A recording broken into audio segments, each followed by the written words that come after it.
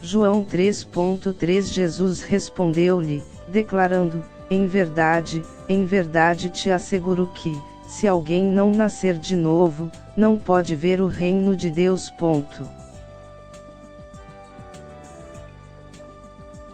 Comentários Otávio Rosa. Uma das principais características de um novo ser em Cristo Jesus se dá pela transformação de caráter do indivíduo, pois agora ele vê somente a cruz de Cristo como objetivo de vida. Não tem mais os desejos carnais e materialistas que outrora pulsava seu modo de viver. É impossível que uma pessoa creia e permaneça na graça derramada sobre nossas vidas por Cristo Jesus continue com a mesma criatura de antes.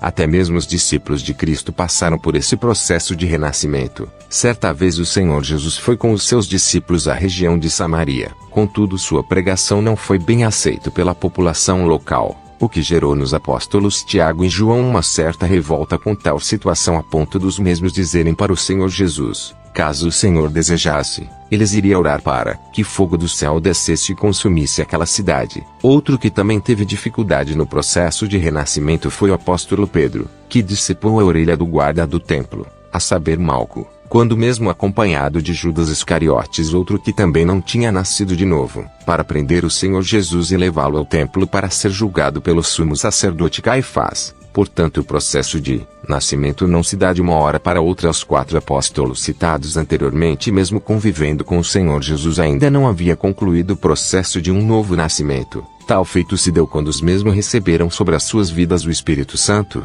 Nicodemos, embora ser fariseu, ou seja, era um observador da lei, o Antigo Testamento, a Torá como eles a chamam, na teoria Nicodemos não deveria ter dúvida alguma sobre quem era Jesus, pois era estudioso da palavra. Porém, como todo religioso praticante, Nicodemos dava mais valor ao status conquistado do que à própria palavra.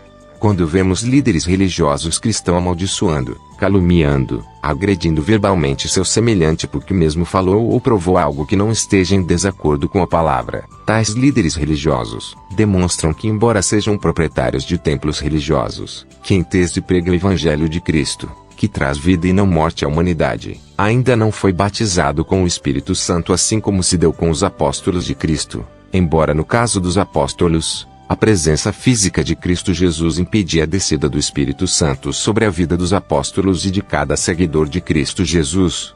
Porém, não é o caso desses líderes religiosos, a menos que o Senhor Jesus se faz presente fisicamente no meio dele e nós não sabemos. Outrora não seria possível, pois o Senhor não permitiria que os mesmos juntassem riquezas distorcendo sua palavra, a não ser que eles vieram com o mesmo espírito de Judas Iscariotes para atrair novamente o Senhor em troca de algumas moedas, pois não existe dinheiro que pague a salvação oferecida por Cristo Jesus.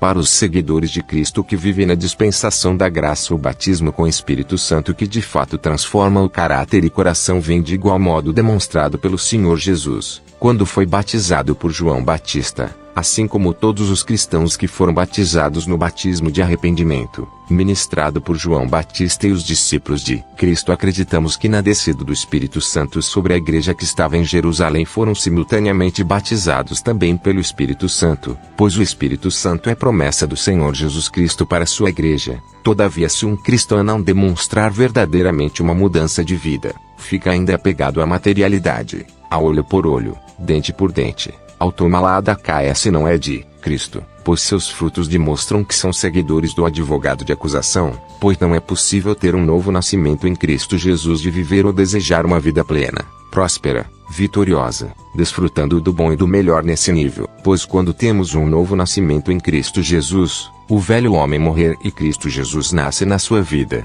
e se Cristo nasce em nossas vidas, já não mais vivemos nós, mas Cristo vive em nós, e se Cristo vive em nós, o mesmo já deixou bem claro para quem deseja segui-lo que o seu reino não é desse mundo, materialista, capitalista, mudanista, e sim da união, paz, comunhão e vida eterna com Yahweh.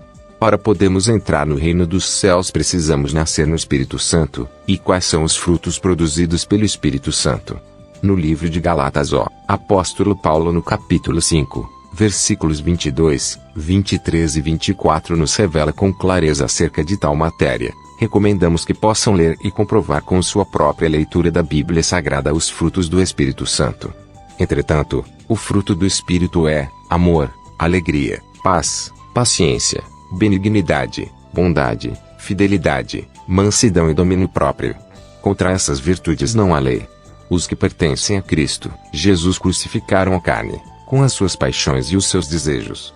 Sendo assim, Nicodemos, entendido da lei, precisaria abandonar sua curiosidade em conhecer a Jesus, como sua religiosidade, para ter uma verdadeira experiência com Cristo, pois sua sabedoria da lei não lhe foi capaz de revelar quem era aquele Jesus, algo que pessoas não entendidas da lei já sabia, como aquela mulher samaritana em uma breve conversa com Jesus o reconheceu como Cristo prometido por Yahweh, no plano de salvação. Todo aquele que pregam vida nessa vida não vem de Cristo Jesus, e ainda que tenha o seu templo religioso abarrotado de pessoas, que na sua maioria seguem sua doutrina, também não pertencem a Cristo, pois se pertencessem a Cristo não pactuaria, nem ficariam ali. Pois um líder religioso, o sacerdote de Cristo, envolvido em adultério, ainda que receba de sua esposa o perdão, assim como de Cristo, não pode mais exercer o ministério de Cristo. Ou aqueles que têm seus nomes envolvidos em esquema de lavagem de dinheiro, corrupção e enriquecimento ilícito deveria ser excomungado, expulso da congregação. Porém, se os mesmos são proprietários do templo, como proceder? Saindo nós mesmos de tal instituição religiosa, assim como ensinamentos que distorcem a palavra de Cristo Jesus, fazendo o povo voltar a práticas religiosas pagãs ou mesmo materialista. Um modelo de conversão que podemos comparar com a nossa se tratar do apóstolo Paulo, que, sendo judeu de nascimento, fariseu e cidadão romano, abandonou tudo após ter um encontro com Cristo na estrada de Damasco. Aprendeu do próprio Cristo tudo o que hoje nos ensina. Abriu mão de tudo, não desejou ter a sua velha vida de volta. Apesar de sua juventude, dedicou 100% de sua vida a Cristo, até sua Ajuda-nos a divulgar o Evangelho do Senhor Jesus Cristo, deixa seu like, se inscreva no canal e compartilha esse vídeo. Yahweh, o Eterno, te abençoe e te guarde. Faça o Senhor resplandecer o seu rosto sobre ti e te agracie. Que o Eterno revele a ti a sua face de amor e te conceda a paz.